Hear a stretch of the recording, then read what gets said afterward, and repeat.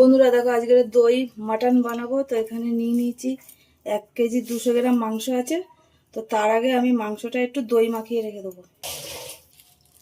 আর এখানে 200 গ্রাম টক দই আছে, তো দিয়ে দেবো মাংসের মধ্যে। শুধু দই দিয়ে খুব ভালো করে মাংসটাকে মেখে নেব।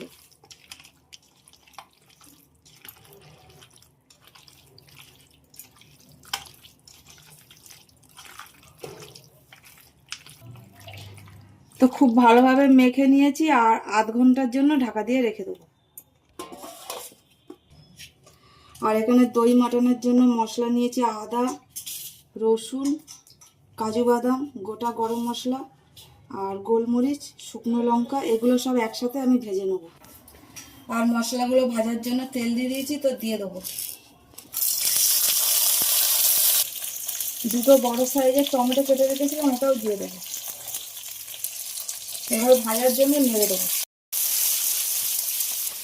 তো মশলা খুব ভালোভাবে ভাজা হয়ে গেছে, আর নামিয়ে নেবো। নিয়ে তারপরে ঠান্ডা করে পেস্ট বানাবো। আবারও কড়াই বসিয়ে দিয়েছি, আর দিয়ে দেবো দুটো তেজপাতা ফোড়নে, দিয়ে দেবো কুচানো পেঁয়াজ,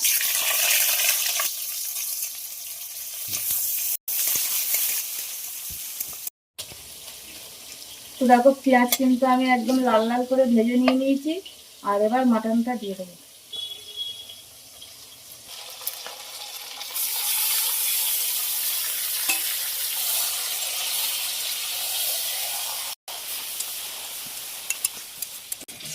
এবার পেস্ট করা মশলাটা দিয়ে দেবো। হলুদ দিয়ে দেবো, নুন দিয়ে দেবো, 1 চামচ ধনে গুঁড়ো দিয়ে দিলাম। সবকিছু দিয়ে খুব ভালোভাবে নেড়ে দেবো। আর এখানে জিরের গুঁড়ো দিইনি আমি।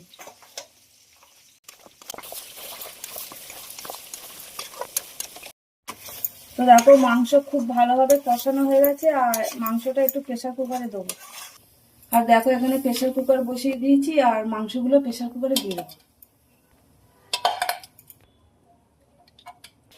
এবার জল দিয়ে দেবো, কড়াই ধোয়া জল দিয়ে দেবো।